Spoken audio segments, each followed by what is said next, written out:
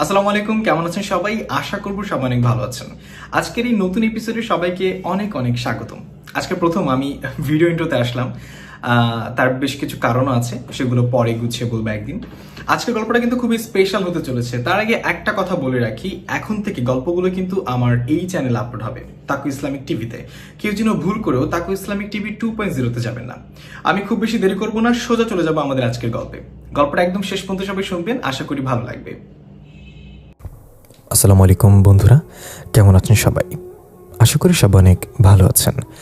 আমি ইফতি। আমি প্রথমেই দুঃখ প্রকাশ করছি, কারণ আমি একটা কমিটমেন্ট দিয়ে আপনাদেরকে গল্প দিতে অনেক লেট করলাম।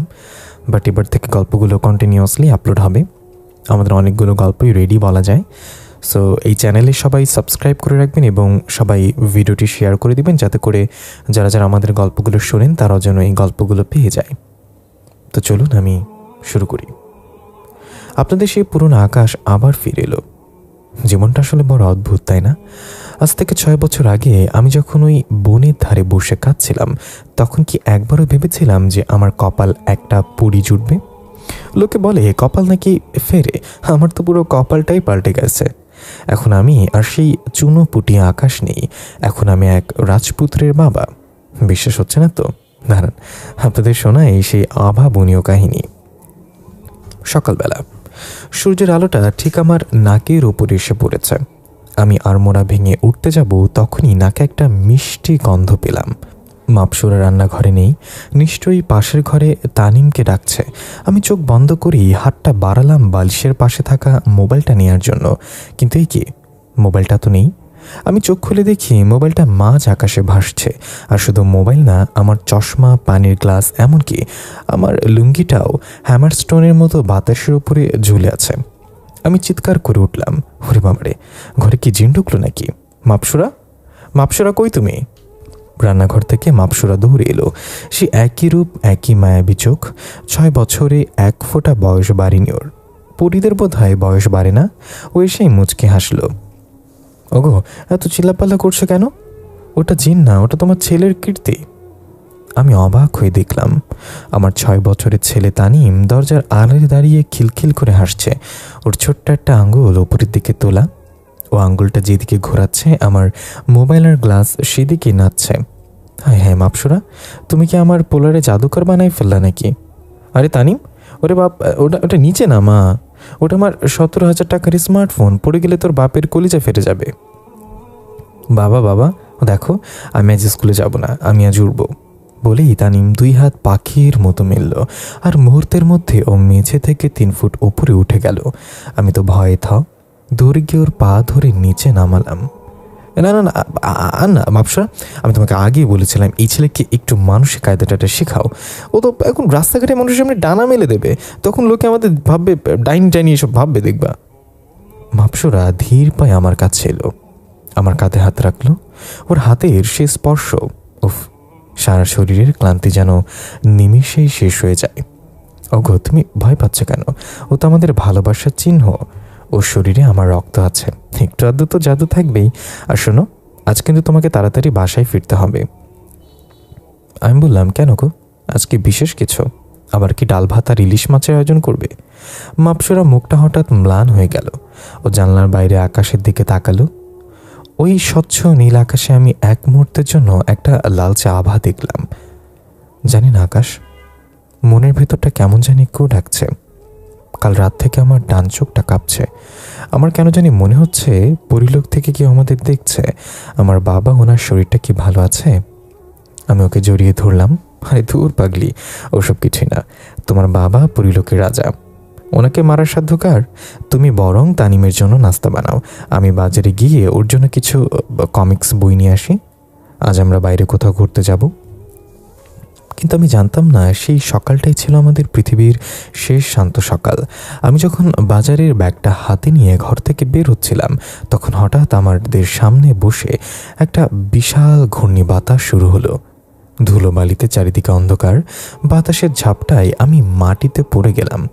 ওই ধুলোর আড়ালে আমি দেখলাম 2টো অদ্ভুত অবয়ব, যাদের পিঠে কালো ডানা আর হাতে আগুনের মতো তলোয়ার। তারা আমাদের ঘরের দিকে তাকিয়ে অশুভ হাসি হাসছে। আমি বুঝতে পারলাম বিপদ দোরগোড়ায়। মাপসুরাকে যা কখনো বলিনি আজ মনে মনে সেটা আওড়ালাম। হে আল্লাহ, আমি তো সাধারণ এক মানুষ। আমি কি পারবো আমার এই পরিবউ আর ছোট্ট জাদুকর ছেলেটাকে এই অশুভ শক্তির হাত থেকে বাঁচাতে? জীবনটা যখন একদম শান্ত নদীর মতো বইতে থাকে ঠিক তখনই তলা দিয়ে কালবৈশাখী ঝড় আসে। আমি বাজারের ব্যাগটা হাতে নিয়ে মাত্র বারান্দা থেকে নেমেছি, তখনই আকাশটা এমন কালো হয়ে গেল যে মনে হলো দুপুরবেলাতেই রাত নেমে এসেছে। আমার হাত থেকে বাজারের ব্যাগটা পড়েও গেল। সে ব্যাগে থাকা লাল টকটকে টমেটোগুলো মাটিতে গড়াগড়ি খাচ্ছে ঠিক যেন রক্তের ফোঁটা। আমি ঘর থেকে মাপসুরার আত্মচিৎকার শুনতে পেলাম। আকাশ, ওকে আকাশ, তুমি কোথায়? তানিমকে ওরা নিয়ে যাচ্ছে। আমি এক দৌড়ে ঘরের ভিতরে ঢুকলাম। যা দেখলাম তা দেখার জন্য আমি কেন, পৃথিবীর কোনো মানুষই প্রস্তুত ছিল না। আমার সাজানো ঘরটা তছনছ হয়ে গেছে। ঘরের আসবাবপত্র সব শূন্যে ভাসছে, আর ঘরের মাঝখানে দাঁড়িয়ে আছে এক বিশাল আকৃতির দানব। ওর গায়ের চামড়া সাপের মতো খসখসে, আর চোখ দুটো আগুনের গোলার মতো জ্বলছে। এর পিঠে বিশালাকার দুটো কালো ডানা, যেখান থেকে পচা মাংসের গন্ধ আসছে। ওই দানবটার এক হাতে আমার কলিজার টুকরা তানিম ছটফট করছে আর চিৎকার করে বলছে, বাবা বাবা বাঁচাও, এই পচা লোকটা আমাকে কামড় দেবে। আর এক কোনায় মাপসুরা পড়ে আছে। ওর জাদুটা ভেঙে দুই টুকরো হয়ে মাটিতে পড়ে আছে, মানে জাদুর লাঠিটা। ওর কপাল দিয়ে রূপালি রক্তের রং ঝরছে। পরিদের রক্ত তো মানুষের মতো লাল হয় না, ওটা চাঁদের আলোর মতো চকচক করে। আমি রাগে উন্মাদ হয়ে গেলাম। হাতের কাছে যা পেলাম, আমাদের সেই ভারী লোহার ইস্ত্রিটা, সেটা নিয়ে ওই দানবটার দিকে তেড়ে গেলাম। এই কুত্তার বাচ্চা, আমার ছেলেকে হাত দিবি না, ছেড়ে দে ওকে, নইলে তোকে পিটিয়ে চ্যাপটা করে দেব। দানবটা হা হা করে হাসি দিল। ওর হাসিতে ঘরের দেয়ালগুলো কাঁপতে শুরু করলো। তুচ্ছ মানুষ, তোর সাহস তো কম না। আমি কালনাগ, পরিলোকের নতুন অধিপতি। তোর এই ছেলে অর্ধেক মানুষ আর অর্ধেক পরি।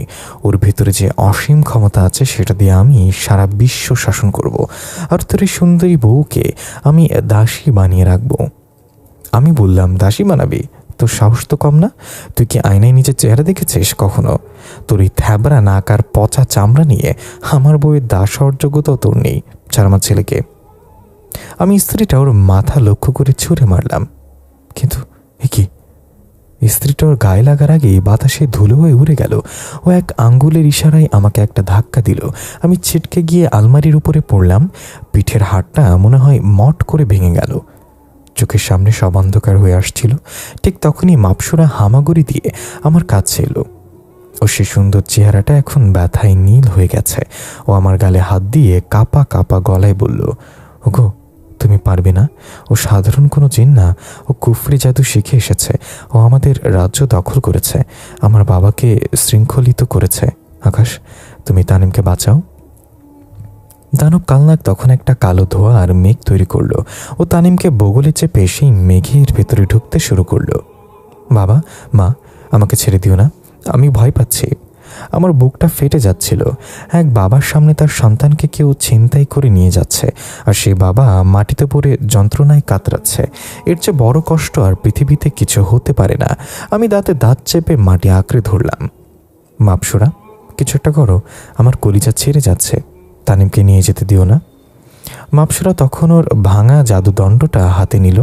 ওই চোখ দিয়ে অশ্রু ঝরছে। ও বিড়বিড় করে কিছু মন্ত্র পড়ল। ও শরীর থেকে শেষ অবিশিষ্ট আলোটুকু বের হয়ে একটা সোনালি রশির মতো তৈরি হলো। সেই রশি গিয়ে কালনাগের পায়ে পেঁচিয়ে ধরল। আকাশ, এই রশি বেশিক্ষণ টিকবে না, তুমি জলদি এসো। কালনাগের পায়ে ধরা সোনালি রশির স্পর্শ করো। তুমি মানুষ, তোমার স্পর্শে এই জাদু রশি আরও শক্তিশালী হবে। আমি আমার সব শক্তি এক করে হামাগুড়ি দিয়ে কালনাগের পায়ের দিকে এগিয়ে গেলাম। কালনাগ চিৎকার করে আমাকে লাথি মারার চেষ্টা করলো, কিন্তু মাপসুরার জাদুতে ও নড়তে পারছিল না। আমি গিয়ে ওর পা জড়িয়ে ধরলাম।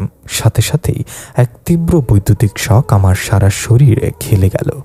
মনে হলো 1000 ভোল্টের কারেন্ট আমার ভেতর দিয়ে যাচ্ছে। আমার হাত পুড়ে যাচ্ছিল, কিন্তু আমি ছাড়লাম না। আর যদি মরেও যাই, তোকে ছাড়বো না শয়তান। হঠাৎ করে একটা প্রচণ্ড বিস্ফোরণ হলো। পুরো ঘরটা আলোয় ভরে গেল। কান ফাটানো শব্দে আমি জ্ঞান হারালাম। যখন আমার জ্ঞান ফিরল তখন দেখলাম ঘরটা একদম ফাঁকা, না আছে কালনাগ, না আছে তানিম, এমনকি মাপসুরাকেও কোথাও দেখতে পাচ্ছি না। আমি পাগলের মতো চিৎকার করতে লাগলাম, মাপসুরা, তানিম, তোমরা কোথায়? আমাকে একা ফেলে যেও না। ঘরের কোনায় এখন একটা ছোট্ট চিরকুট পড়ে থাকতে দেখলাম। ওটা মানুষের চিরকুট না, ওটা একটা পাতা যা থেকে নীল আলো বেরোচ্ছে। আমি পাতাটা হাতে নিতেই সেখানে মাপসুরার কণ্ঠ শুনতে পেলাম। ওগো আকাশ, কালনাগ আমাদের পরিলোকে নিয়ে গেছে। আমি আমার শেষ শক্তি দিয়ে তোমাকে এই বার্তা দিচ্ছি। তুমি যদি আমাদের ফিরে পেতে চাও তবে তোমাকে সেই পুরনো বনের ধারে যেতে হবে যেখানে আমাদের প্রথম দেখা হয়েছিল। সেখানে একটা কালো পাথর আছে, ওই পাথরের নিচে আমার বাবার দেয়া একটা আংটি লুকানো আছে। ওই আংটিটা পরলে তুমি পরিলোকে আসার রাস্তা খুঁজে পাবে। কিন্তু সাবধান আকাশ, পরিলোক এখন মৃত্যুপুরী। তুমি কি পারবে তোমার এই সাধারণ মানুষের প্রাণ বাজি রেখে আমাদের বাঁচাতে? আমি উঠে দাঁড়ালাম, গায়ে রক্ত মুছে ফেললাম। আমার চোখের পানি এখন শুকিয়ে আগুন হয়ে গেছে। শোন কালনাগ, তুই জাদুকর হতে পারিস, তুই দানব হতে পারিস, কিন্তু তুই জানিস না একজন বাবা যখন তার সন্তানের জন্য লড়তে নামে তখন সে স্বয়ং যমরাজের সাথেও পাঞ্জা লড়তে পারে। আমি আসছি, পরিলোক আমি ছাড়খাড় করে দেব, তাও আমার পরিবারকে ফিরিয়ে আনবো। মানুষের জীবনটা মোমের আলোর মতো ভাই, কখন যে দমকা বাতাসে নিভে যায় কেউ বলতে পারে না। আমি যখন ওই শূন্য ঘরে একা দাঁড়িয়েছিলাম তখন প্রতিটি দেয়াল যেন আমাকে বিদ্রুপ করছিল। তানিমের খেলনা গাড়িটা মেঝের এক কোনায় পড়ে আছে। মাপসুরার মাথার সেই রূপালী ক্লিপটা ড্রেসিং টেবিলের উপর অবহেলায় পড়ে আছে। ঘরটা খা খা করছে, বুকটা এমনভাবে ফেটে যাচ্ছিল যে মনে হচ্ছিল চিৎকার করে সারা দুনিয়াকে জানিয়ে দেই আমি কতটা নিঃস্ব। কিন্তু না, কান্নার সময় এখন না, আমার রক্ত এখন টকবক করে ফুটছে। মাপসুরার দেয়া সেই নীল আলোর পাতাটা আমার হাতে কাঁপছে। আমাকে যেতে হবে সেই বনের ধারে যেখানে আমার জীবনের শ্রেষ্ঠ আর নিকৃষ্টতম স্মৃতিগুলো মিশে আছে। রাত তখন কয়টা জানি না, ঘড়ি কাটা দেখার মতো মানসিক অবস্থা আমার ছিল না। আমি একটা ছোট্ট টর্চ লাইট আর একটা দা নিয়ে ঘর থেকে বের হলাম। গ্রামটা একদম নিঝুম, কুয়াশার চারিদিক ঢাকা। আমি হাঁটছি সেই পুরনো বনের দিকে, এই সেই বন যেখানে 6 বছর আগে আমি প্রথম মাপসুরাকে দেখেছিলাম। তখন ভয় পেয়েছিলাম, আর আজ আমি মৃত্যুর মুখোমুখি হতে যাচ্ছি। বনে ঢোকা মাত্রই গা শিরশির করে উঠল। এখানকার গাছগুলো কেমন যেন অদ্ভুত আচরণ করছে, মনে হচ্ছে গাছের ডালগুলো হাত বাড়িয়ে আমাকে বাধা দিচ্ছে। আমি টর্চের আলো ফেললাম সেই বড় বট গাছের নিচে। মনে আছে, এখানেই আমি প্রথম অশরীরী আওয়াজ শুনেছিলাম। আমি খুঁজতে শুরু করলাম সেই কালো পাথরটা, কিন্তু বনের এই অন্ধকারে সব পাথরই তো কালো দেখাচ্ছে। আমি পাগলের মতো ঝোপঝাড় সারাতে লাগলাম, হাতের নখ দিয়ে মাটি খুঁড়তে শুরু করলাম। কোথায় পাথরটা, কোথায়? মাপসুরা, তুমি কি আমার সাথে মজা করছো নাকি আমার ভাগ্যটাই পাথর হয়ে গেছে? হঠাৎ মনে পড়ল মাপসুরা বলেছিল পাথরটা থেকে একটা বিশেষ আভা বের হবে।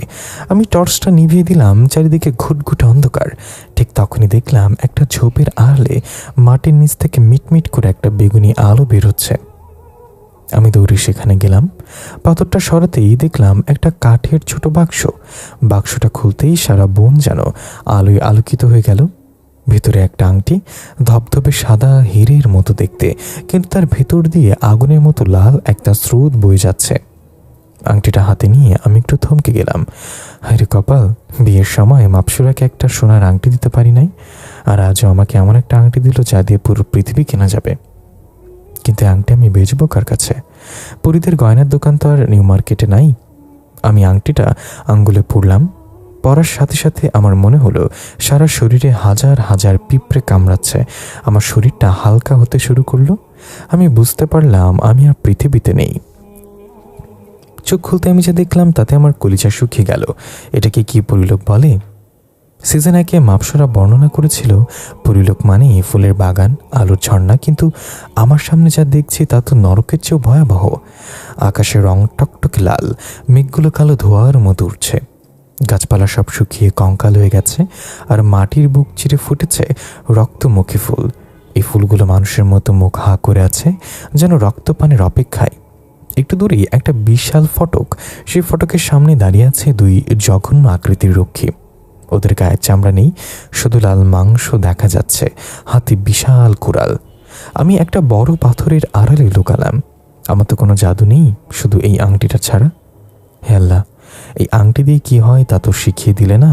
এখন কি আমি এই দা দিয়ে ওই মাংস পিণ্ডগুলোর সাথে যুদ্ধ করব? ঠিক তখনই আমার কানে তানিমের কান্নার শব্দ ভেসে এলো। তানিম অদৃশ্য থেকে বলছে, পাপা তুমি আসো পাপা, ওরা আমাকে মারছে পাপা, ওরা দাদুকে শিকল দিয়ে বেঁধে রেখেছে। তানিমের গলার আওয়াজ শুনে আমার ভয় সব উধাও হয়ে গেল। আমার চোখের মনি দুটো রাগে বড় হয়ে গেল। আমি হাতের দাটা শক্ত করে ধরলাম। ঠিক সেই মুহূর্তে আংটিটা থেকে একটা শব্দ ভেসে এলো, ভয় পেও না, এই আংটি তোমার হৃদস্পন্দনের সাথে চলে। তুমি যত বেশি সাহস দেখাবে আংটি তোমাকে তত বেশি জাদু দেবে। আমি পাথরের আড়াল থেকে বেরিয়ে এলাম। ওই শয়তানের বাচ্চা, তোদের যমদূত চলে এসেছে। তোদের কালনাক রাজাকে বল আকাশ তার পরিবারকে নিতে এসেছে। হয় শান্তি দিবি, নয়তো এই পরিলোক আমি শ্মশান বানিয়ে ছাড়ব। রক্ষী দুটো আমার দিকে তাকাতেই পৈশাচিক হাসি দিল। ওরা কোরাল উঁচিয়ে আমার দিকে তেড়ে এলো। আমি চোখ বন্ধ করে আংটিটা পরা হাতটা সামনের দিকে বাড়িয়ে দিলাম। হঠাৎ এক বিশাল বিস্ফোরণ। আমার হাত থেকে একটা নীল রঙের বজ্রপাত বের হলো। সেই বজ্রপাতের আঘাতে রক্ষী দুটোর শরীর ধুলোয় মিশে গেল। আমি নিজের হাতের দিকে তাকিয়ে অবাক। বুঝলাম এই আংটি হলো সুপার পাওয়ার। কালনাক, তুই অনেক জাদু দেখিয়েছিস, এবার দেখবি এক বাঙালি বাপের জাদু। আমি আসছি মাপসুরা, আমি আসছি তানিম। তোমাদের চোখের এক ফোঁটা জলের বদলে আমি আজ রক্ত গঙ্গা বইয়ে দেব। আমি যখন ওই রক্তমুখী অরণ্যর মাঝখানে দাঁড়িয়েছিলাম তখন আমার মনে হচ্ছিল আমি কোনো দুঃস্বপ্ন দেখছি, কিন্তু হাতের পোড়া ক্ষত আর আংটির সেই দপদপ করা নীল আলো মনে করিয়ে দিচ্ছিল যে এটা স্বপ্ন না, এটা আমার নিষ্ঠুর বাস্তবতা। রক্ষী দুটো ছাই তখনও বাতাসে উঠছে। আমি হাঁটতে শুরু করলাম সেই বিশাল কালো দুর্গের দিকে, যা মেঘের আড়ালে অশুভ ছায়ার মতো দাঁড়িয়ে আছে। আমার পায়ের নিচে শুকনো পাতা নয়, বরং মনে হচ্ছিল ভেঙে যাওয়া কাচের টুকরো। প্রতিটি পদক্ষেপের যন্ত্রণা, কিন্তু আমার লক্ষ্য তো ওই দুর্গের সবচেয়ে অন্ধকার প্রকোষ্ঠটা, যেখানে আমার পৃথিবী, আমার বউ আর বাচ্চা বন্দী হয়ে আছে। দুর্গের সদর দরজায় পৌঁছাতে আমার প্রায় সারা রাত লেগে গেল। এই দুর্গটা সাধারণ কোনো পাথর দিয়ে তৈরি না, এটা তৈরি করা হয়েছে পরিলোকের মৃত পরিদের আত্মা আর কালো পাথর দিয়ে। দুর্গের দেয়ালগুলো যেন নিঃশ্বাস নিচ্ছে। আমি যখন দরজার সামনে দাঁড়ালাম দেখলাম দরজায় কোনো তালা নেই, তার বদলে সেখানে একটা বিশাল হা করা মুখের মতো খোদাই করা আছে। হঠাৎ ওই মুখটা কথা বলে উঠল, কে তুই তুচ্ছ মানব, এই মরণপুরীতে কেন এসেছিস? এখানে ঢোকা মানে নিজের কলিজাটাকে কালনাগের হাতে তুলে দেয়া।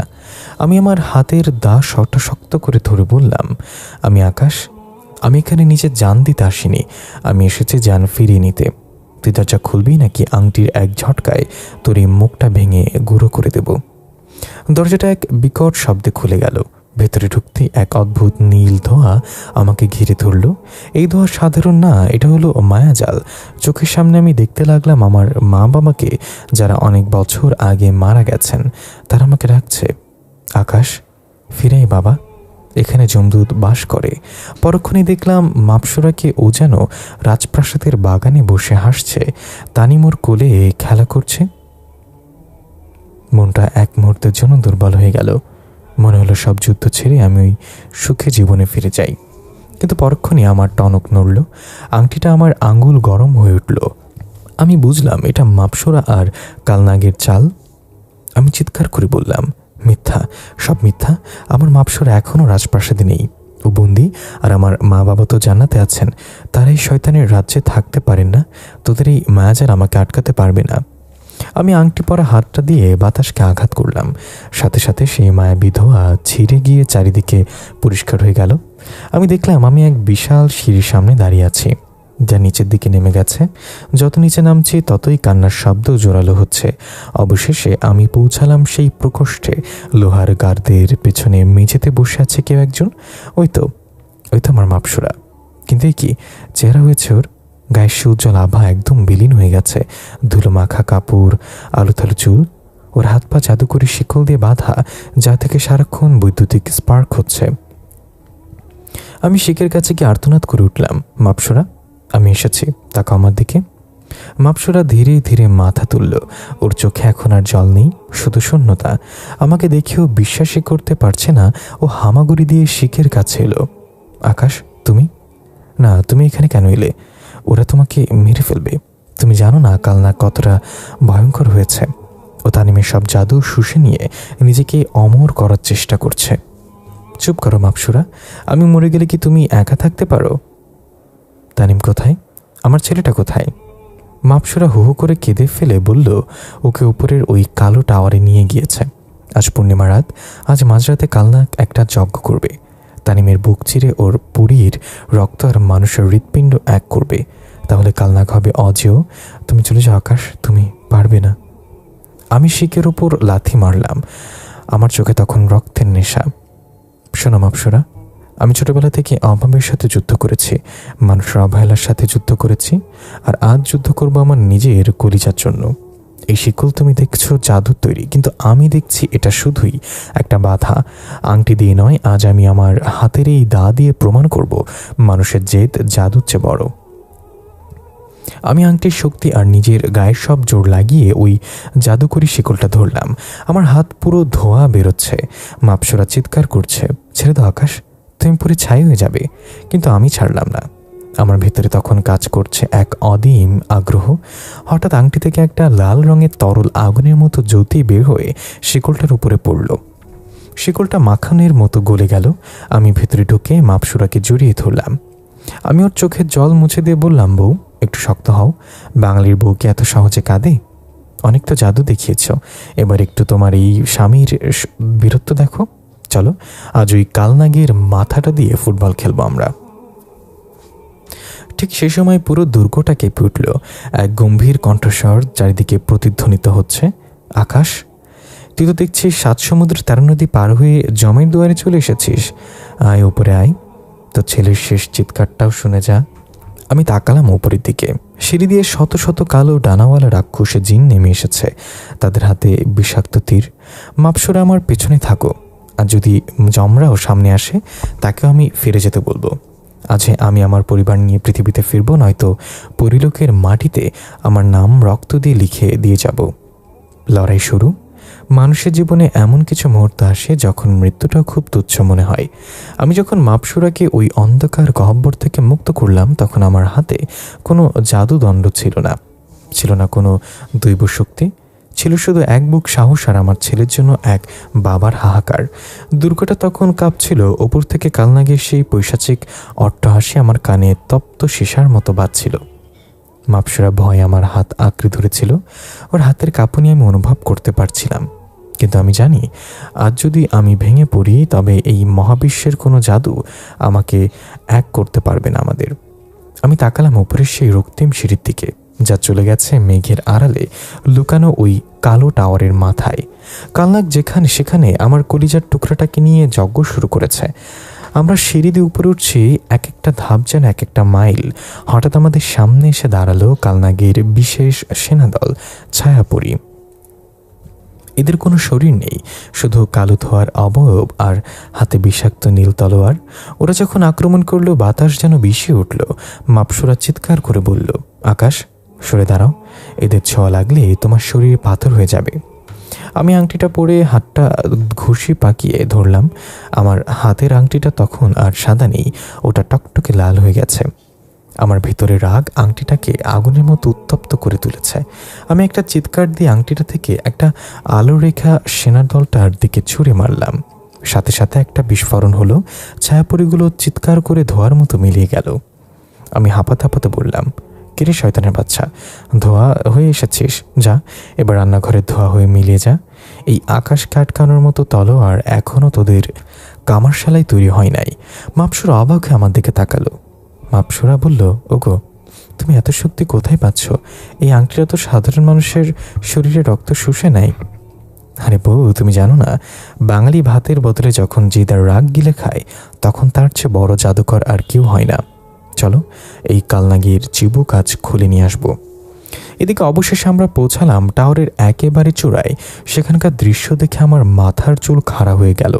বিশাল এক যজ্ঞকুণ্ড, যেখানে সবুজ রঙের আগুন বেরোচ্ছে, আর সেই আগুনের ঠিক ওপরে একটা পাথরের বেদিতে আমার ছেলে তানিমকে শুয়ে রাখা হয়েছে। ওর হাত পা জাদুকরি লতা দিয়ে বাঁধা। তানিম কাঁদছে না, ও কেমন জানি নিস্তেজ হয়ে আছে। ওর বুকের ওপর এক বিশাল কালো ছায়া ছোরা নিয়ে দাঁড়িয়ে আছে কালনাগ। কালনাগের ডানাগুলো এখন বিশাল হয়েছে। ওর মাথায় রাজমুকুটের মতো একটা হাড়ের মুকুট। ও আমাদের দেখে পৈশাচিক হাসিতে ফেটে পড়ল। সঠিক সময় এসছিস আকাশ। দেখ তো ছেলে হৃৎপিণ্ড এখনই আগুনে দেব, তখন আমি হব অমর, আর এই মাপসুরা হবে আমার প্রধান রানী। তুই তো সামান্য মানুষ, তোকে আমি মারব না, তোকে আমি এক কুৎসিত ব্যাঙ বানিয়ে এই দুর্গের নর্দমায় ফেলে রাখবো। আমার চোখে তখন দুনিয়ার সব আগুন এসে এক হয়ে জমা হলো। আমি এক দৌড়ে জঙ্গকুণ্ডের দিকে যেতে চাইলাম, কিন্তু কালনাক এক আগুন আঙ্গুলের ইশারায় আমাকে বাতাসের এক দেয়ালে আছাড় মারল। আমি ছিটকে পড়লাম, মুখ দিয়ে রক্ত বের হয়ে এলো। কালনাক, তুই জাদুকর হতে পারিস, কিন্তু তুই বাপ না। তুই জানিস না এই বাপের সামনে তার ছেলের গায়ে আঁচড় লাগলে আসমান জমিন কেঁপে ওঠে। তোর এই নর্দমার ভয় আমি পাই না। আমি হাতে সেই পুরনো দাটা তুললাম। দাটা সাধারণ লোহা, কিন্তু আংটির প্রভাবে ওটা এখন নীল বিদ্যুৎ ছড়াচ্ছে। আমি আংটির ওপর আমার সব আবেগ ঢেলে দিলাম। আমি মনে করলাম তানিমের সেই প্রথম পাপা ডাকটা, মনে করলাম মাপসরার সেই প্রথম হাসি। সাথে সাথে আমার হাতের আংটি থেকে এক বিশাল নীল রঙের ড্রাগনের মতো জ্যোতি বের হয়ে এলো। শুরু হলো মহাযুদ্ধ। কালনা কালো জাদুর গোলা ছুড়ছে, আর আমি আমার সেই জ্যোতি দিয়ে সেগুলো আটকে দিচ্ছি। মাপসুরা এক কোনায় বসে মন্ত্র পড়ছে যাতে কালনাগির জাদুর দেয়ালগুলো ভেঙে যায়। পুরো টাওয়ারটা তখন ভূমিকম্পের মতো দুলছে। কালনাগ যখন তানিমের বুকে ছোড়াটা বসাতে যাবে, ঠিক তখন আমি আমার সব শক্তি দিয়ে আংটি পরা হাতটা মাটির দিকে মারলাম। এক বিশাল বিস্ফোরণে যজ্ঞকুণ্ডটা ফেটে গেল। কালনাগ ছিটকে পড়ল। আমি এক লাফে বেদিতে উঠে তানিমকে কোলে তুলে নিলাম। তানিম, ওরে বাবারে, আমার দিকে তাকা, পাপা আসছে তো। তানিম ধীরে ধীরে চোখ খুলল। ওর চোখে এখন সেই সোনালি জাদু নেই, কিন্তু ওর মুখে একটা হাসি ফুটে উঠল। পাপা, আমি জানতাম তুমি আসবে, তুমি তো সুপারম্যানের চেয়েও বড়। কালনাক তখন আবার উঠে দাঁড়াচ্ছে। ওর শরীর থেকে বিষাক্ত ধোঁয়া বেরোচ্ছে। ও গর্জন করে বলল, আকাশ, তুই শেষ রক্ষা করতে পারবি না। আমি তানিমকে মাপসুরার হাতে দিয়ে বললাম, বউ, ওকে নিয়ে তুমি দূরে সরে যাও। আজ এই শয়তানের সাথে আমার বোঝাপড়া হবে। হয়তো আজই আমার শেষ লড়াই, কিন্তু আমি প্রমাণ দেব ভালোবাসার এক ফোঁটা রক্ত জাদুর সমুদ্রের চেয়েও শক্তিশালী। জীবনের মৃত্যুর মাঝখানে যে সুতোটা, ওটা যখন ছেড়ে যায় তখনই মানুষ আসলে রূপটা দেখাতে পায়। কালনাক যখন যজ্ঞকুণ্ড থেকে ছিটকে পড়ে আবার উঠে দাঁড়াচ্ছিল, তখন ওর চোখ দিয়ে আগুনের বদলে কালকুট বিষ ঝরছে। আমি তানিমকে মাপসরার বুকে তুলে দিয়েছি। আমার হাতের তালুটা তখন আংটির তাপে ঝলসে গেছে, কিন্তু ব্যথার কথা ভাবার সময় ওঠা না। পরিলোকের ওই লাল আকাশে তখন বিজলি চমকাচ্ছে। আমি জানতাম আজ যদি আমি হেরে যাই, তবে শুধু আমি মরব না, আমার সাথে সাথে পৃথিবীর বুক থেকে ভালোবাসা শব্দটাও হারিয়ে যাবে। আমি আমার হাতে সেই পুরনো মরচে ধরা দাঁড়টা এমনভাবে ধরলাম যেন ওটা সাধারণ লোহা না, ওটা স্বয়ং আজরাইলের তলোয়ার। কালনাক এক বিকট চিৎকার দিয়ে ওর পিঠের বিশাল ডানা কাটা দুটো মিলে তুলল। সেই ডানার ছাপটায় টাওয়ারের বিশাল বিশাল পাথরের খণ্ডগুলো তুলোর মতো উঠতে শুরু করলো। ও ওর হাতে সেই হাড়ের তৈরি ছোড়াটা আকাশের দিকে তুলল। সাথে সাথে আকাশ থেকে রক্তবর্ণের বিদ্যুৎ এসে ওর ছোড়ার আগায় জমা হলো। কালনাক গর্জে উঠল, আকাশ, তুই তো তুচ্ছ এক মানুষ, তোর ধমনীতে বয় নগণ্য রক্ত, আর আমার রক্তে আছে হাজার বছরের কুফরি শক্তি। তোকে আজ আমি এমন যন্ত্রণায় মারব যা পরিলোকের ইতিহাস তোকে মনে করে রাখবে এক কলঙ্ক হিসেবে। ও ছোড়ার ইশারায় একটা আগুনের গোলা ছুড়ল। আমি আংটি পরা হাতটা দিয়ে সেটাকে বাধা দিলাম, কিন্তু এবারে জাদুর জোর এত বেশি ছিল যে আমি ছিটকে গিয়ে টাওয়ারের একদম কিনারায় গিয়ে পড়লাম। নিচে তাকালে দেখা যায় হাজার হাজার ফুট গভীর এক খাদ, যেখানে লাভার মতো আগুন ফুটছে। একচুল এদিক ওদিক হলেই আমি শেষ। মাপসরা চিৎকার করে উঠল, আকাশ, ওগো, উঠে দাঁড়াও, তোমার কিছু হলে আমাদের কি হবে? তানিম যে ওর বাবার মতো বীর হতে চায়। আমি তাতে দাঁত চেপে মাটি আঁকড়ে ধরলাম। আমার কপাল থেকে রক্ত গড়িয়ে চোখে পড়ছে, সব ঝাপসা হয়ে আসছে। কিন্তু ওই যে দূরে তানিম দাঁড়িয়ে আছে, ওর দুই চোখে পানি। ওই পানিটাই আমার ভেতরে 1000 সিংহের শক্তি এনে দিল। কালনাক, তুই ইতিহাসের কথা বলছিস? ইতিহাস শয়তান লিখে না রে, ইতিহাস লিখে সেই মানুষ যারা ভালোবাসার জন্য জীবন দিতে জানে। তুই জাদু দিয়ে বিশ্ব জিততে চাস, আর আমি আমার বুক দিয়ে আমার পরিবারকে আগলে রাখতে চাই। আয় শয়তান, তোর যত শক্তি আছে সব নিয়ে আয়। আমি আংটির ওপর আমার সব আবেগ ঢেলে দিলাম। আমি মনে করলাম আমার সেই অভাবের দিনগুলোর কথা, যখন মাপসুরা আমার পাশে এসে দাঁড়িয়েছিল।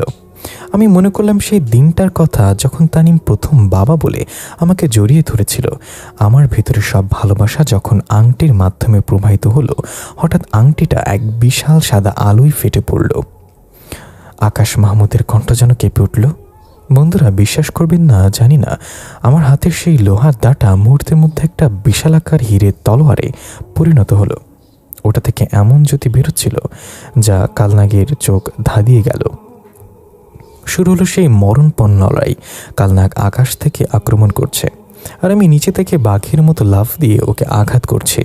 তলোয়ার আর ছোয়ারার আঘাতে পরিলোকের আকাশে আতশবাজির মতো ফুলকি ছুটছে।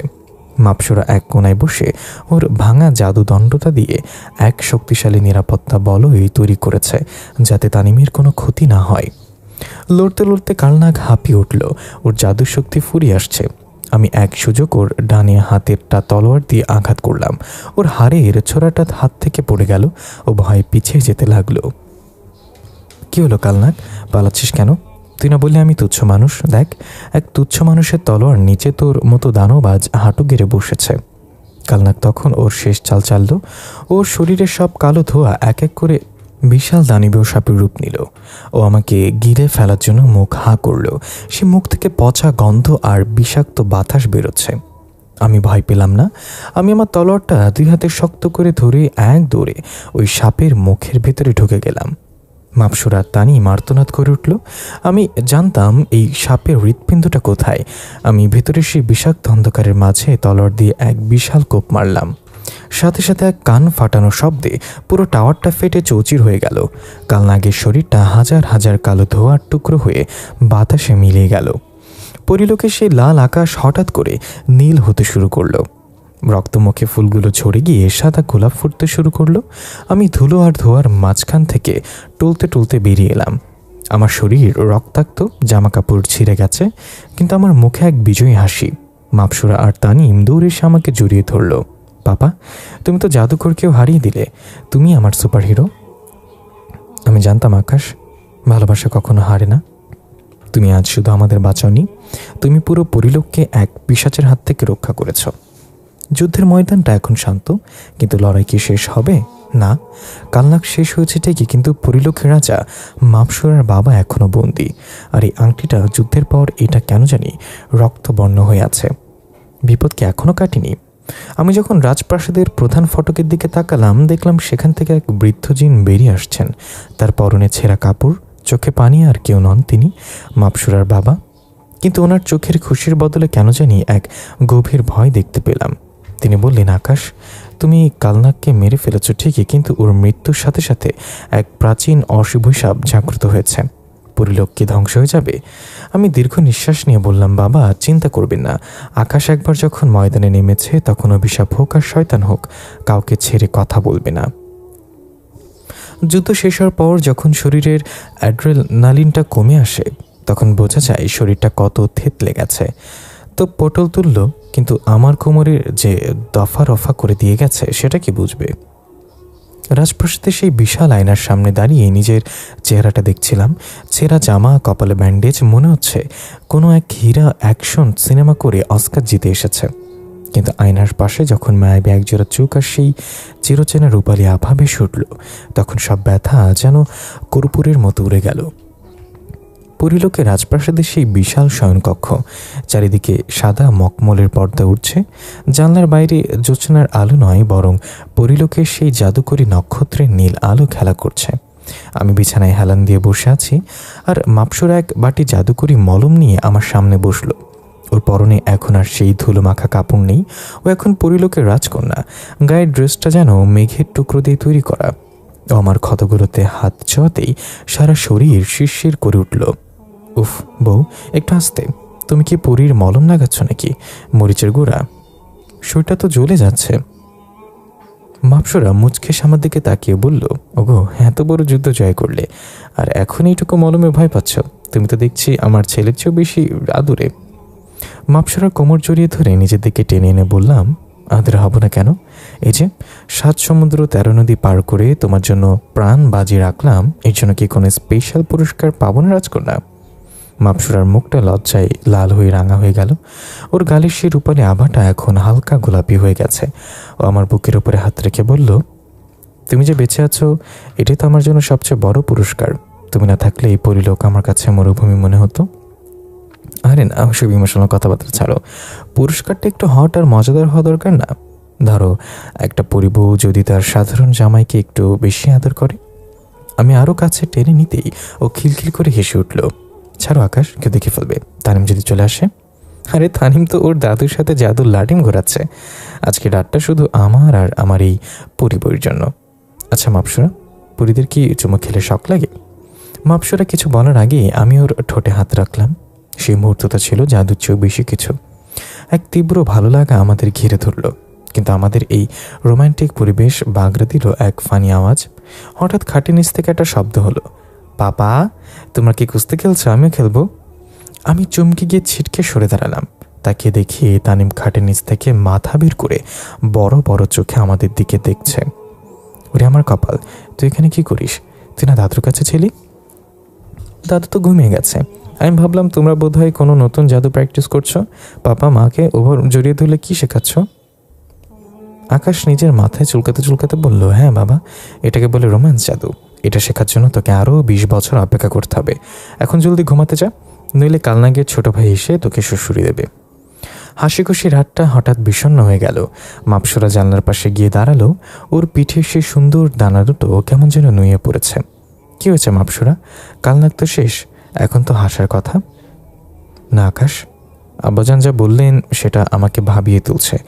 কালনাগ মরার আগে তার রক্ত দিয়ে এই প্রাসাদের দেয়ালে একটা অভিশাপ লিখে গেছে। ও বলেছে যে মানুষ পরিলোকের মাটিকে অপবিত্র করবে তার আয়ু প্রতি পূর্ণিমায় 1 বছর করে কমে যাবে। আকাশ, আমি তোমাকে হারাতে চাই না। মাপসরা হু হু করে কেঁদে আমার পায়ে লুটিয়ে পড়ল।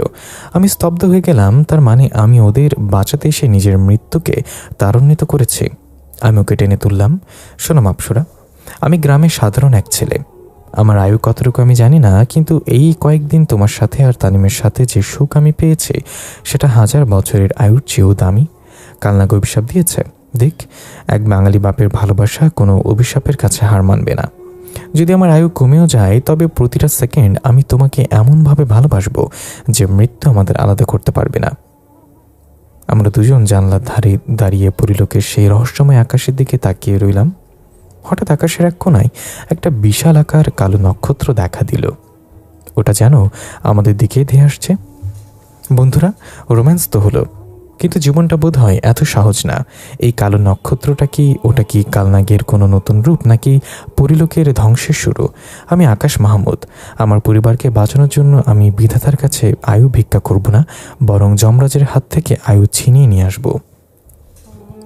শরীরের কাটা ছেঁড়াগুলো যখন সারতে শুরু করে, তখন মনের ভেতর এক অন্য রকম খিদে চড়া দিয়ে ওঠে। পরিলোকের রাজপ্রাসাদে আজকের রাতটা বড় অদ্ভুত। চারিদিকে সুগন্ধি ফুলের ঘ্রাণ আর আকাশে ওই মায়াবী নক্ষত্রগুলোর আলো যেন আমাদের বাসর রাতের কথা মনে করিয়ে দিচ্ছিল। কালনাগ মরেছে, কিন্তু তার দিয়ে যাওয়া সে অভিশাপের কথা শুনে বুকটাকেও কেঁপে উঠছিল ঠিকই, কিন্তু যখন সামনে এই রূপসী বউপরি থাকে, তখন মরণের ভয় পায় কোন শালা? আমি রাজকীয় পালঙ্কে শুয়েছিলাম, আর জানলার পাশ দিয়ে বয়ে আসা হিমেল হাওয়া আমার শরীরটা জুড়িয়ে দিচ্ছিল। মাপসরা ঘরে ঢুকলো। ওর হাতে এক গ্লাস নীল রঙের জাদুকরি শরবত।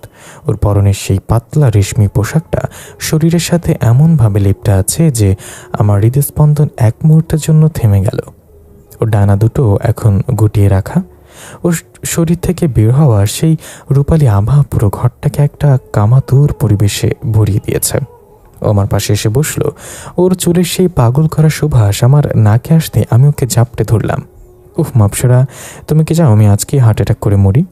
এমনিতে অভিশাপে আয়ু কমছে, তারপর তোমার এই রূপের ঝলক, আমি তো ছাই হয়ে যাবো গো।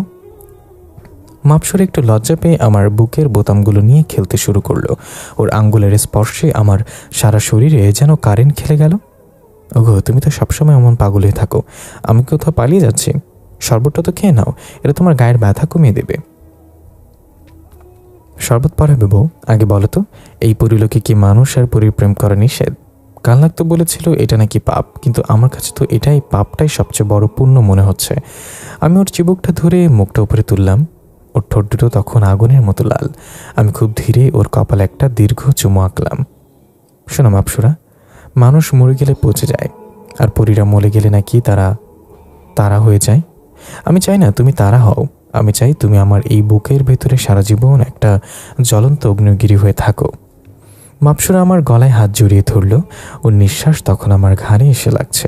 পরিবেশটা তখন এতটাই উত্তপ্ত যে মনে হচ্ছিল বরফও গলে যাবে। তুমি খুব দুষ্ট হয়ে গেছো আকাশ। পৃথিবীতে থাকতে তো এমন ছিলে না। আরে পৃথিবীতে তো চাল ডালের কথা চিন্তা করতে করতে রোম্যান্সে ভুলে গিয়েছিলাম। এখানে এসে তো আমি রাজা, আর রাজার বউ যদি এমন সুন্দরী হয় তবে রাজা কি আর সিংহাসনে বসে থাকে? সে তো তার রানীর হয়ে রাজত্ব করতে চায়। ঠিক সেই মুহূর্তে জানলার বাইরে একটা বিকট শব্দ হলো, ধপাস। আমি আর মাপসুরা ছিটকে আলাদা হয়ে গেলাম।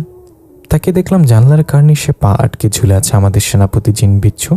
ও আমাদের আড়ি পেতে দেখছিল। এই যে বিচ্ছু ভাই, আপনি কি পরিলোকে সিকিউরিটি গার্ড নাকি রোম্যান্স দেখার ডিরেক্টর? আপনার কি কাজকাম নাই? মানুষ প্রাইভেট মোমেন্টে নাক গলানো কি আপনার পরিলোকের আইন?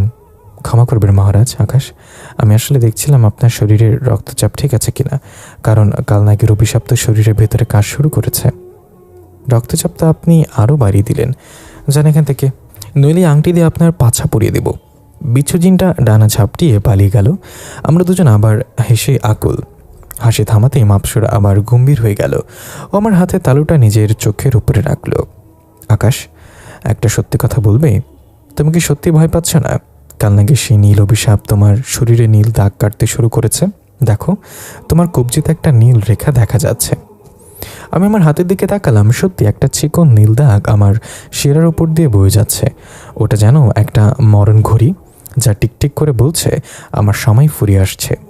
মাপসুরা, ভয়ের কথা বলছো? ভয় তো আমি সেদিনই পেয়েছিলাম যেদিন তুমি প্রথমবার অদৃশ্য হয়ে আমায় একা ফেলে গিয়েছিলে। এই নীল দাগ, ওটা কিছুই না। ওটা আসলে তোমার প্রতি আমার ভালোবাসার রং। শোনো, মানুষ তো একদিন মরবেই। কেউ মরে বিছানায় শুয়ে, কেউ মরে অ্যাক্সিডেন্ট করে, কিন্তু আমি যদি তোমার জন্য লড়তে লড়তে মরি তবে আমি জানবো আমি এক সার্থক প্রেমিক। কান্নার কিছু নেই বউ, তুমি পাশে থাকলে আমি মৃত্যুটাকেও এক গ্লাস শরবতের মতো গিলে ফেলতে পারি। মাপসুরা আমাকে শক্ত করে জড়িয়ে ধরে কাঁদতে লাগলো। ওর চোখের জল আমার বুকের লোমে ভিজে একাকার হয়ে যাচ্ছিল।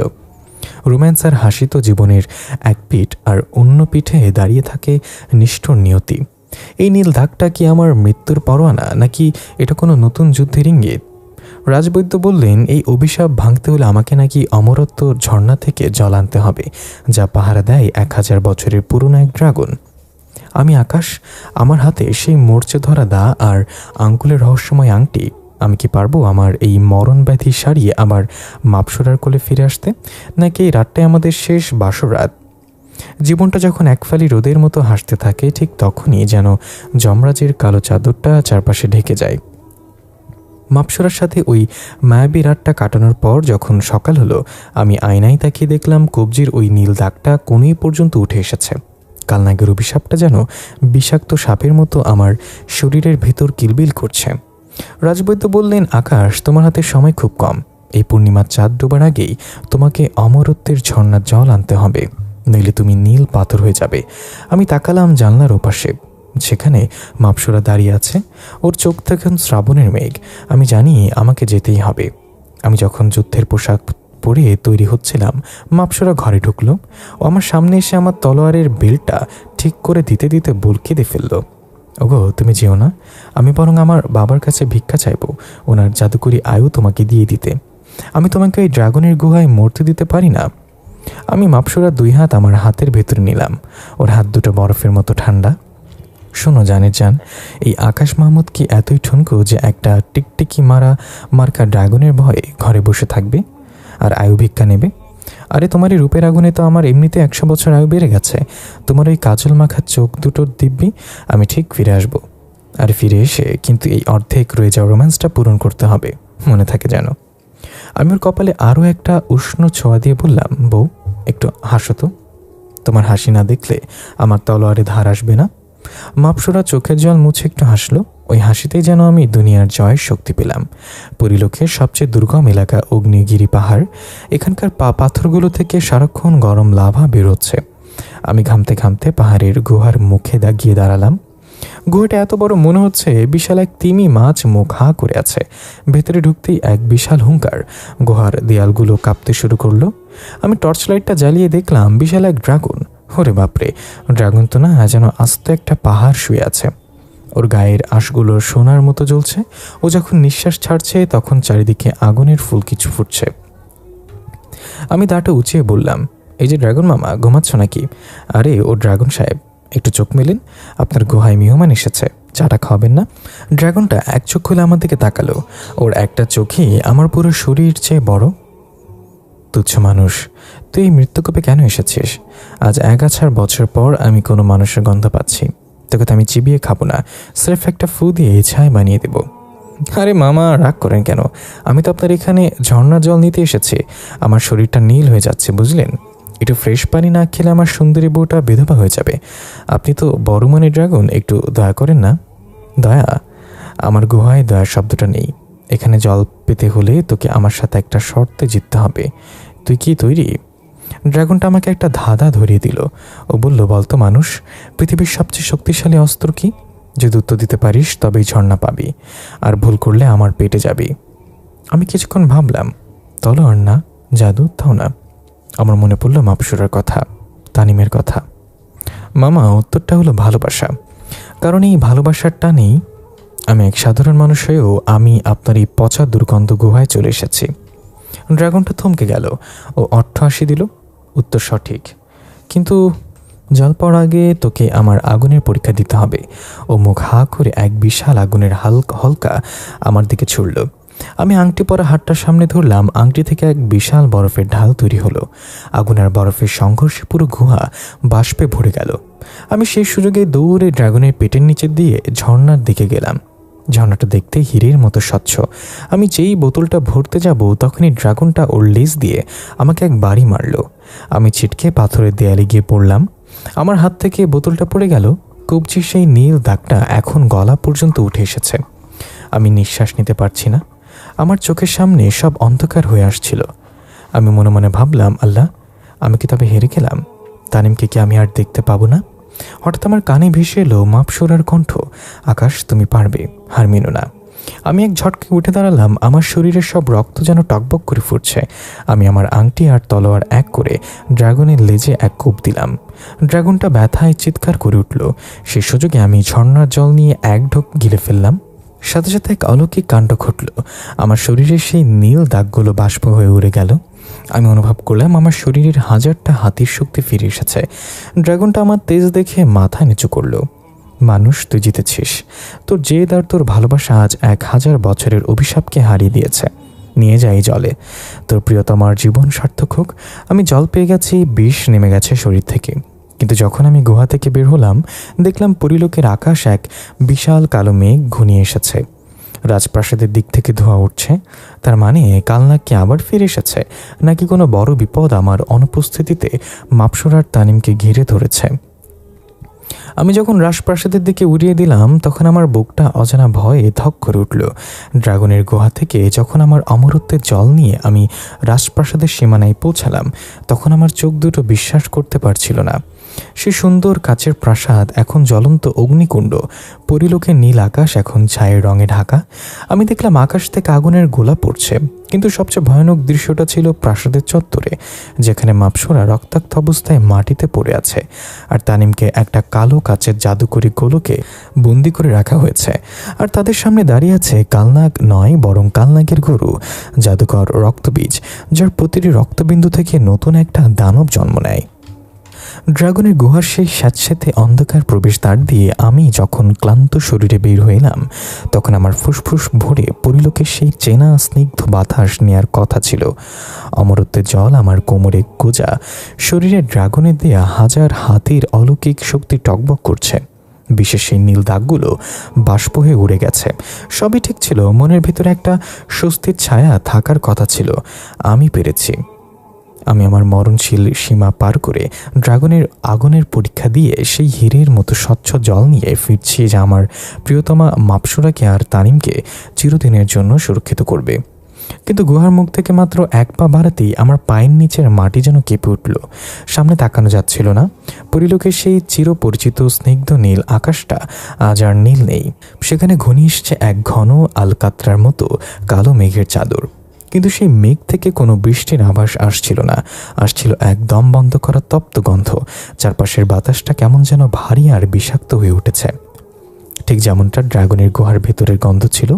গন্ধটা পচা মাংস আর গন্ধের। একই আমার মুখ দিয়ে শুধু এই শব্দটুকু বের হলো। দূর দিগন্তের দিকে তাকালাম, যেখানে পরিলোকের সেই বিখ্যাত কাচের রাজপ্রাসাদ মাথা উঁচু করে দাঁড়িয়ে থাকতো। যে প্রাসাদ থেকে রাতের বেলা হীরের মতো আলো ছিটকে পড়তো, আজ সেই দিক থেকে কুণ্ডলি পাকিয়ে উঠছে ঘন কালো ধোঁয়া। সেই ধোঁয়ার রং এত গাঢ় যে মনে হচ্ছিল পরিলোকের সমস্ত সৌন্দর্যকে এক নিমেষে গ্রাস করে নিচ্ছে কেউ। হঠাৎ আকাশ চিরে একটা বিকট শব্দ হলো। মেঘের বুক চিরে কোনো বজ্রপাত নয়, বরং আস্ত একটা আগুনের গোলা উল্কার মতো ধেয়ে গিয়ে পড়ল রাজপ্রাসাদের সীমানার উপরে। দূর থেকেও আমি শুনতে পেলাম এক সম্মিলিত কান্নার রোল। পরীদের ডানা ঝাপটানোর আকুল ছটফটানি, আর সেই সাথে এক অপার্থিব পৈশাচিক অট্টহাসি যা বাতাস বেয়ে আমার কান অবধি এসে পৌঁছালো। আমার বুকের ভেতরটা অজানা ভয় ধক করে উঠল। হাতের আংটিটা তীব্রভাবে কাঁপতে শুরু করলো, যেন সেও কোনো এক মহাবিপদের সংকেত দিচ্ছে। মাপসুরা। আমি আর এক মুহূর্ত দাঁড়ালাম না। আমার পিঠের চামড়া যন্ত্রণায় ছিটকে উঠছিল, কিন্তু শরীরের ভেতরের অলৌকিক শক্তি আমাকে এক অদ্ভুত গতি এনে দিল। আমি মাটির ওপর দিয়ে দৌড়াতে লাগলাম না, বরং ড্রাগনের সেই অলৌকিক তেজকে কাজে লাগিয়ে বাতাসের বুকে এক বিশাল উড়াল দিলাম। আমি উড়ছি, কিন্তু আমার ডানা নেই। আমার শক্তি আজ অন্য স্তরের, কিন্তু এই গতিও যেন আমার কাছে বড্ড ধীর মনে হচ্ছিল। প্রতিটা সেকেন্ড যেন এক একটা যুগের মতো ভারী হয়ে আমার বুকে চেপে বসেছিল। বাতাস ছিঁড়ে যখন আমি রাজপ্রাসাদের সীমানার কাছাকাছি পৌঁছালাম, তখন উপর থেকে নিচের দৃশ্যটা দেখে আমার দুটো চোখ নিজের অজান্তেই শিউরে উঠল। কাছের সেই সুন্দর রাজপ্রাসাদ, যার প্রতিটি স্তম্ভ তৈরি হয়েছিল পরিলোকের আদি জাদুকরি পাথর দিয়ে, তা এখন একটা অজ্বলন্ত অগ্নিকুণ্ড। চারপাশের বাগান, যেখানে মায়াবী ফুলেরা রাতে আলো ছড়াতো, তা এখন পুরোটা কালো ছাই হয়ে গেছে, কালো হয়ে। আকাশ থেকে অবিরাম ঝরে পড়ছে ছোট্ট ছোট্ট আগুনের পিণ্ড। পরিলোকের সাধারণ পরীরা প্রাণ ভয়ে চারিদিকে ছোটাছুটি করছে, কিন্তু কোনো এক অদৃশ্য কালো দেয়াল তাদের সেই প্রাসাদের চত্বর থেকে বের হতে দিচ্ছে না। কিন্তু সবচেয়ে ভয়ানক এক বুক কাঁপানো দৃশ্যটা অপেক্ষা করছিল প্রাসাদের ঠিক মূল চত্বরে, যেখানে রাজকীয় ফোয়ারাটা ছিল। আমি উপর থেকে নিচে নেমে এলাম। পায়ের নিচে পোড়া ঘাসগুলো মচমচ শব্দে ভেঙে গেল। চত্বরে ঠিক মাঝখানে, যেখানে রক্তবর্ণের কাদা জমে আছে, সেখানে পড়ে আছে মাপসুরা। তার সে অপার্থিব সুন্দর শরীরটা ধুলো আর রক্তে মাখামাখি। তার সেই ধবধবে সাদা আর মায়াবী ডানা দুটো, যা দেখে আমি পৃথিবীর সব দুঃখ ভুলে যেতাম, তা আজ নির্মমভাবে পুড়িয়ে ভেঙে মাটির সাথে মিশে দেয়া হয়েছে।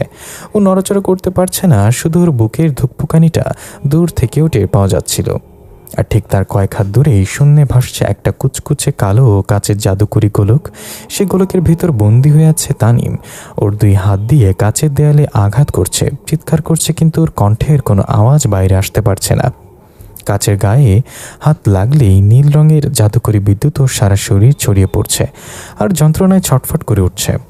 তাদের সামনে দাঁড়িয়ে আছে এক বিশাল অবয়ব।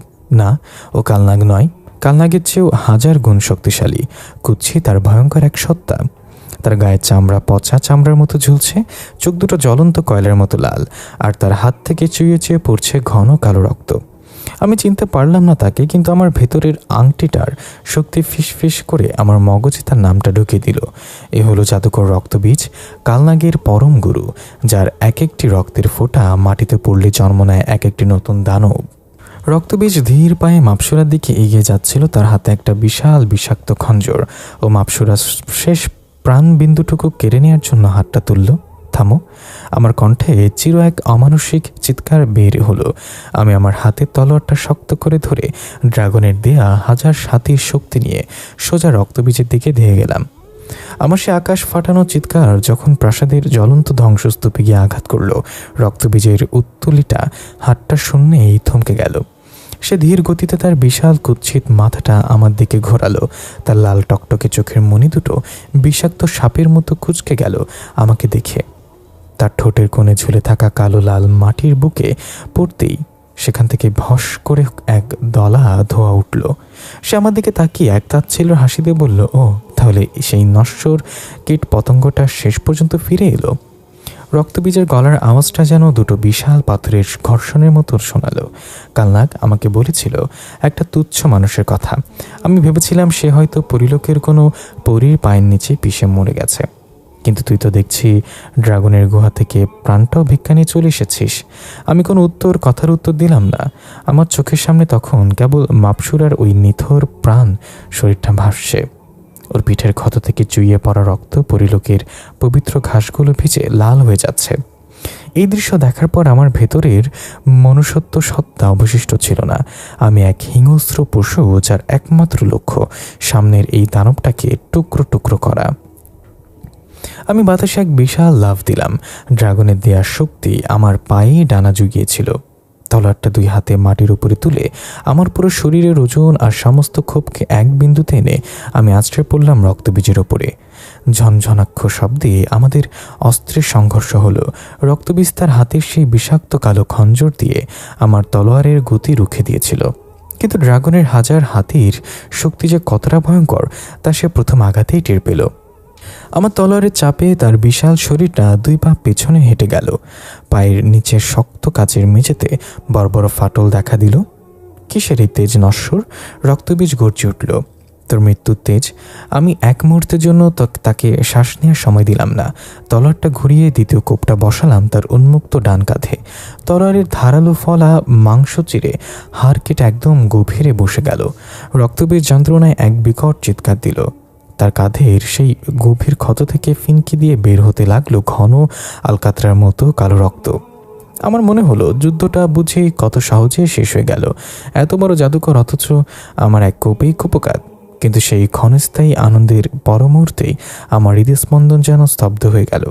রক্তবীজের কাছ থেকে ছিটকে আসা মাত্র 4 ফোঁটা কালচে রক্ত মাটিতে পড়ল, আর চোখের পলকে কোনো এক নারকীয় জাদুর বলে সেই 4 ফোঁটা রক্ত মাটির ধুলো আর ছায়ের সাথে মিশে ফুলে ফেপে উঠতে লাগলো।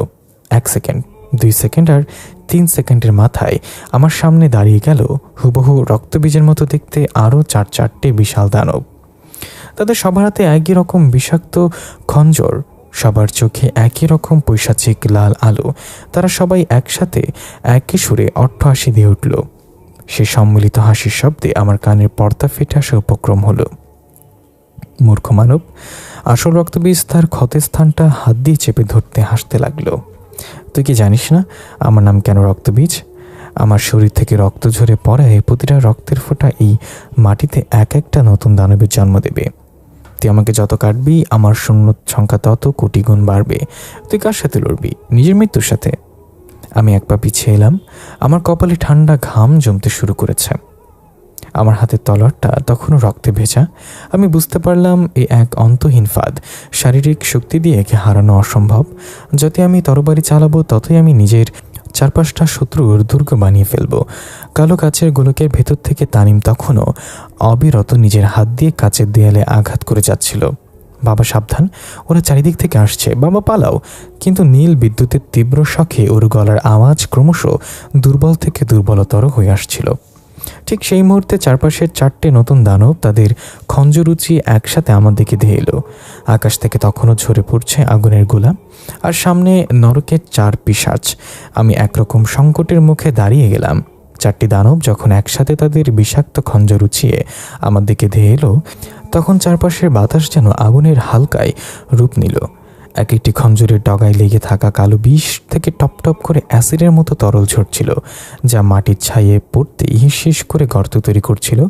ড্রাগনের শক্তি আমার শরীরে থাকলেও আমি জানতাম এই 4জনকে তরবারি দিয়ে আঘাত করা মানেই নিজের পায়ে নিজে কোরাল মারা। এদের শরীর থেকে 1 ফোঁটা রক্ত মাটিতে পড়া মানেই আরও নতুন দানবের আগমন। আমি আর আক্রমণ করলাম না। এক পা পিছিয়ে এসে আমার আংটি পরা বাম হাতটা সোজা সামনের দিকে মেরে ধরলাম। ও আর যদি বরফের দেবতা? তোমার প্রাচীর তোলো, মানে ড্রাগনের গুহায় শেখা সে জাদুকরি মন্ত্রটা উচ্চারণ করলাম। সাথে সাথে আমার আংটি থেকে নীল রত্নটা থেকে এক তীব্র নীলাভ আলো রোশনি চারিদিকে ছড়িয়ে পড়ল। পরিলোকের তব্ধ ছাই ঝরা বাতাস 1 সেকেন্ডের মধ্যে -ডিগ্রির এক হাড় কাঁপানো ঠান্ডায় জমে গেল। কর্কশ শব্দে মাটির তলা থেকে প্রায় 20 ফুট উঁচু আর 10 ফুট পুরো এক নিরেট বরফের দেয়াল উঠে দাঁড়ালো আর আমার সেই 4 দানবের মাঝখানে।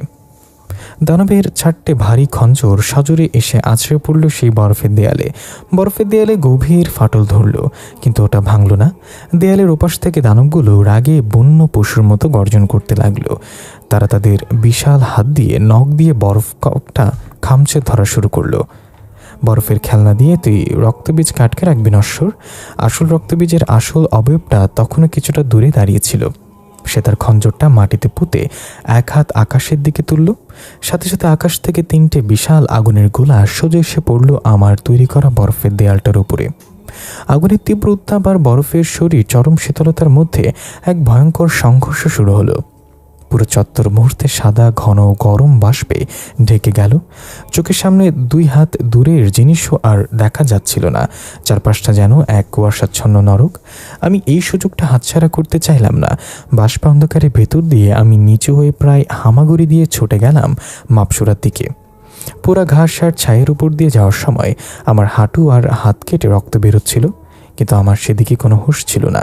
আমি মাপসুরার পাশে গিয়ে বসলাম ও নিথর শরীরটা আলতো করে আমার কোলে তুলে নিলাম। মাপসুরা চোখ খোলো। আমি আকাশ, দেখো আমি জল নিয়ে এসেছি। আমার গলা ধরে আসছিল। আমি কাঁপতে কাঁপতে ওর গালের উপর জমে থাকা ছাই আর শুকনো রক্ত হাত দিয়ে মুছে দেওয়ার চেষ্টা করলাম। মাপসুরা কোনো সাড়া দিল না। ও শ্বাস প্রশ্বাস এতটাই ক্ষীণ হয়ে এসেছে যে আমার মনে হচ্ছিল ও বুঝি যে কোনো মুহূর্তে আমার কোল থেকেই বাতাসে মিলিয়ে যাবে। ও সেই রাজকীয় পুরীর পোশাক আজ ছিঁড়ে ছিঁড়ে গেছে। মা বাবা বাষ্পের ওপার থেকে তানিমের দুর্বল চিৎকার শোনা গেল। কালো কাচের গোলকটা বাষ্পের মাঝেও ধকধক করে জ্বলছিল। তানিম কাচের দেয়ালে মুখ ঠেকিয়ে বলল, বাবা, ওই রাক্ষসটা বরফ ভেঙে ফেলেছে, ওদিকে যেও না। তানিমের কথা শেষ হতে না হতেই একটা বিকট শব্দ হলো, ক্র্যাক।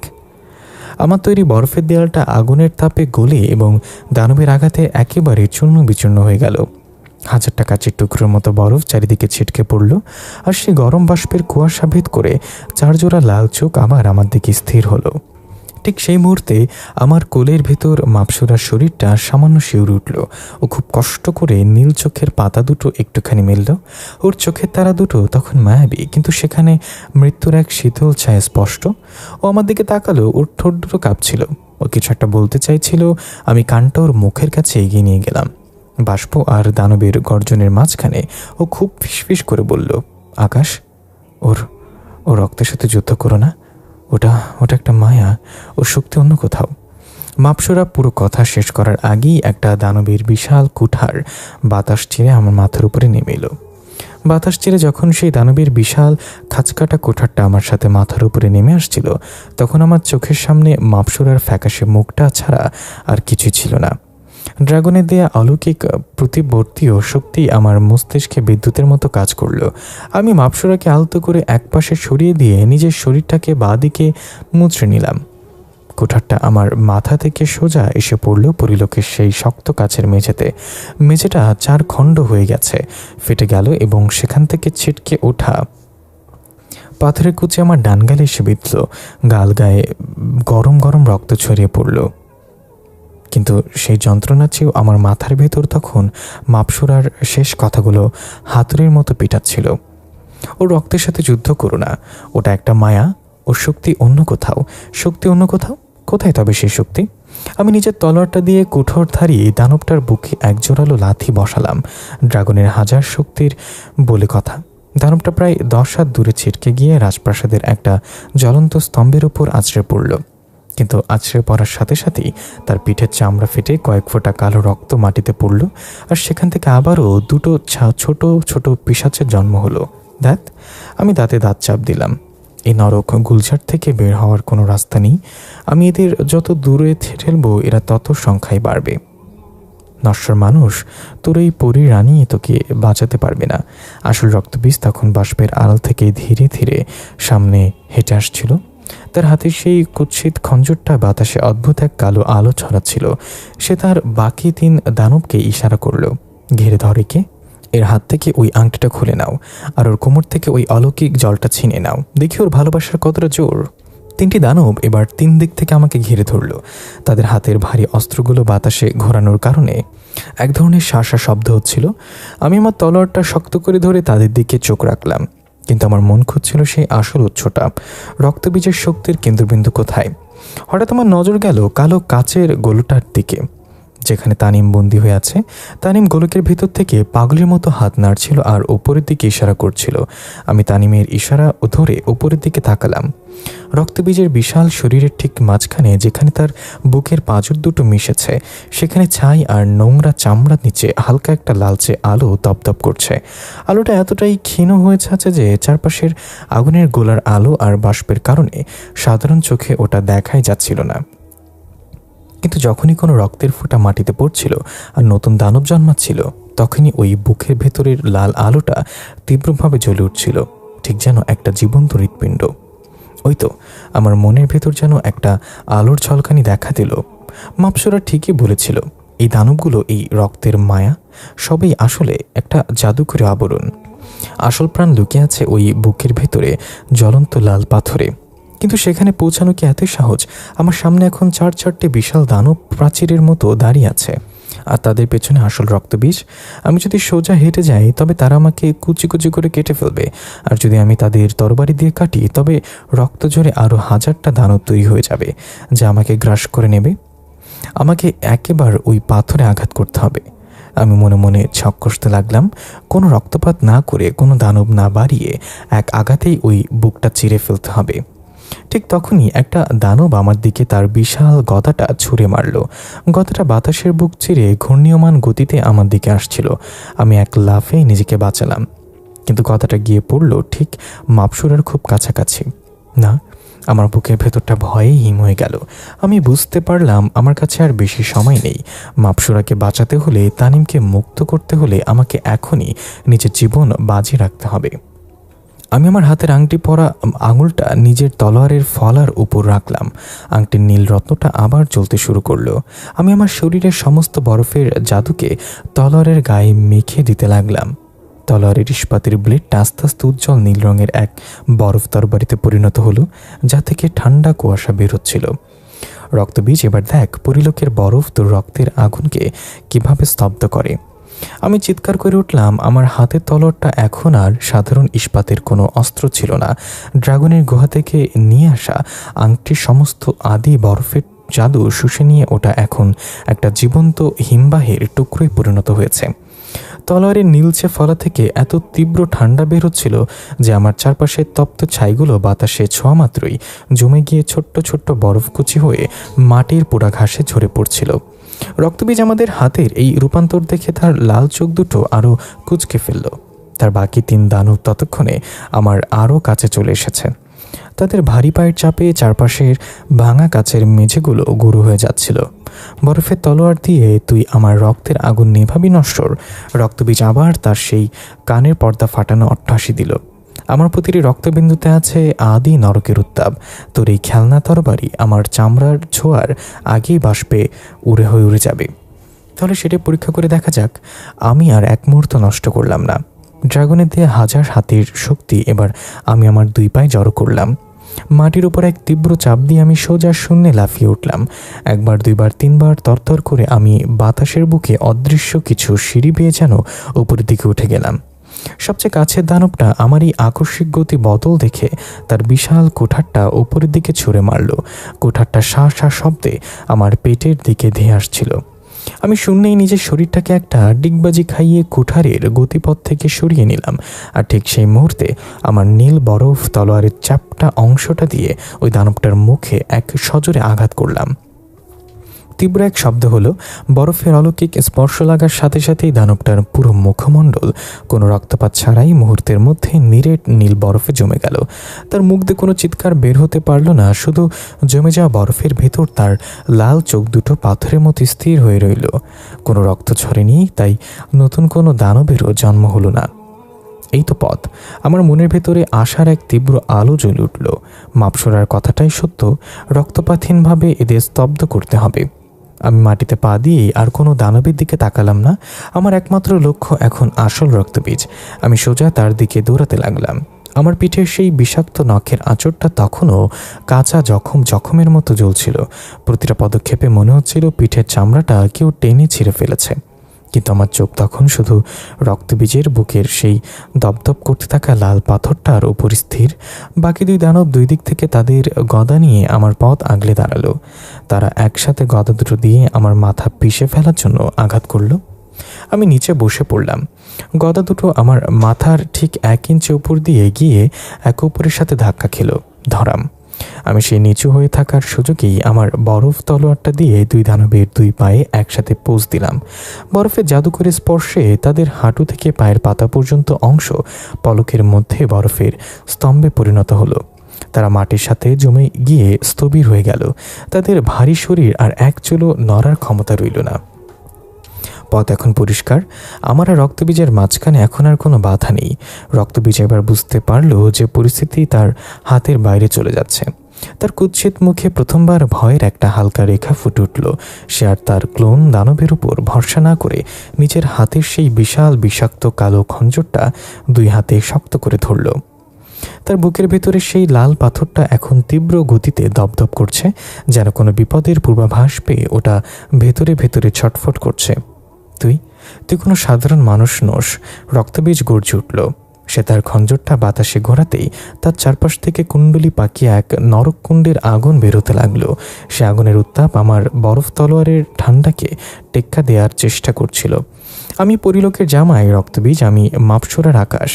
আমি আমার জীবনের সমস্ত শক্তি, সমস্ত ক্ষোভ আর তানিম ও মাপসুরার প্রতি থাকা আমার ভালোবাসা শেষ বিন্দুটাকে এক করে শেষবারের মতো বাতাসের বুকে এক দীর্ঘ লাফ দিলাম। আমি সোজা তীরের মতো ধেয়ে গেলাম রক্তবীজের বিশাল বুকের দিকে। রক্তবীজ তার বিষাক্ত খঞ্জরটা দিয়ে আমার বুক চিরে ফেলার জন্য হাত বাড়ালো, কিন্তু ড্রাগনের অলৌকিক গতি আমাকে তার আগেই তার বুকের সীমানায় পৌঁছে দিল।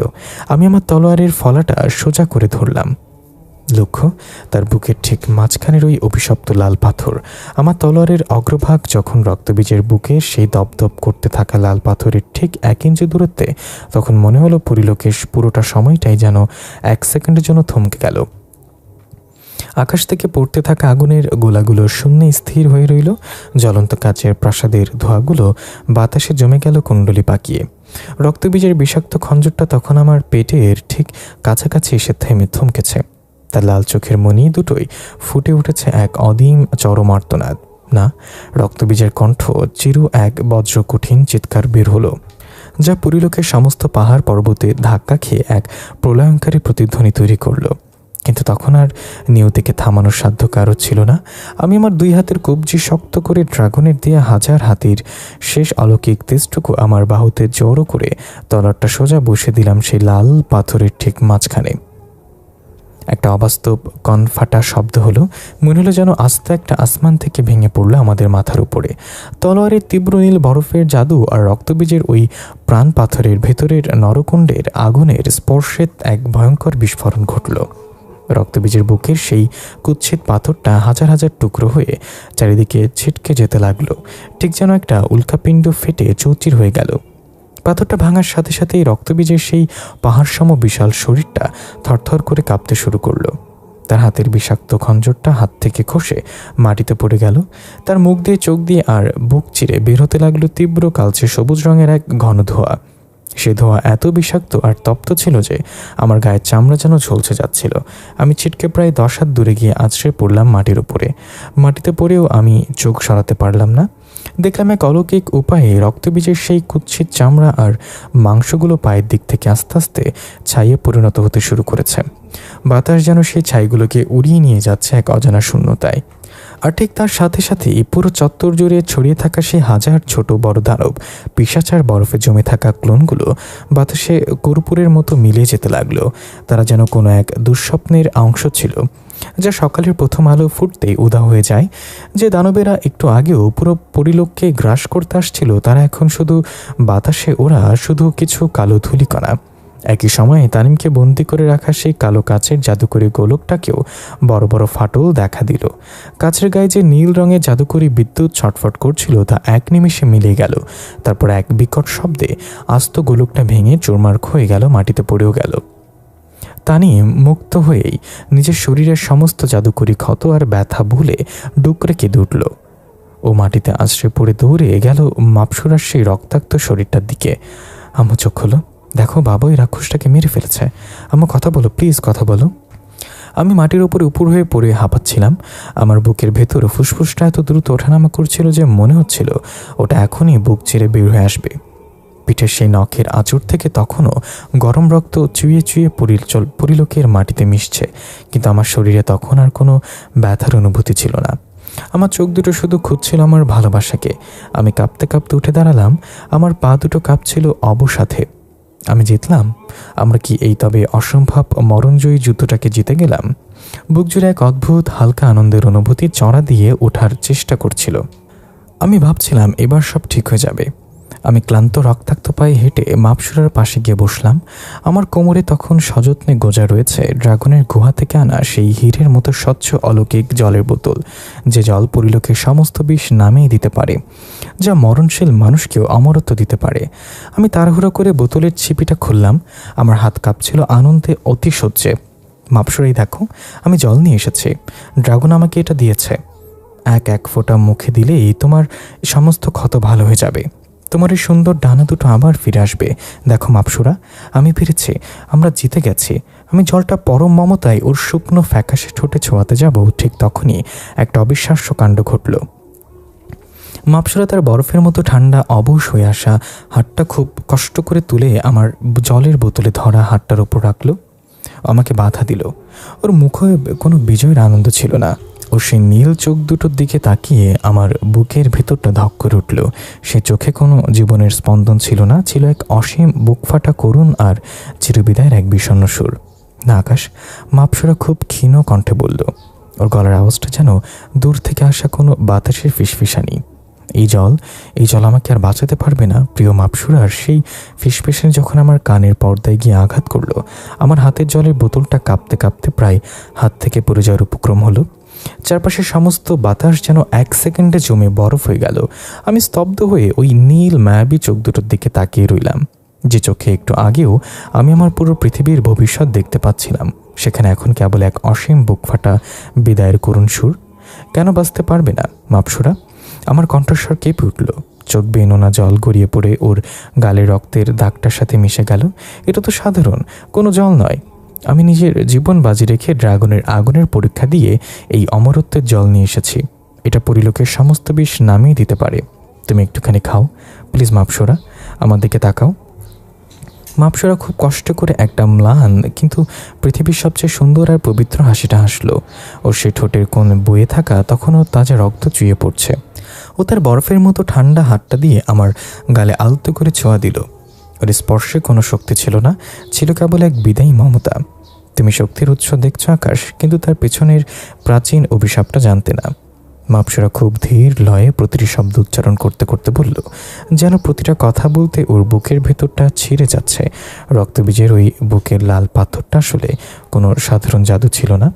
ওটা ছিল এই পরিলোকের সৃষ্টির সময়কার একটা আদি অভিশাপের বন্ধন। ওই পাথরের গায়ে লেখা ছিল এক নির্মম শর্ত। ওই প্রাণ পাথরটা যে ভাঙবে তার বিনিময়ে এক পরিলোকের সবচেয়ে পবিত্র এবং রাজকীয় রক্তকে নিয়তির কাছে নিজের প্রাণ উৎসর্গ করতে হবে। ওটা ভাঙার সাথে সাথেই এই পরিলোকের রাজকন্যা হিসেবে আমার পরীর আত্মা এবং পৃথিবীর সমস্ত সুতো ছিঁড়ে ফেলেছে।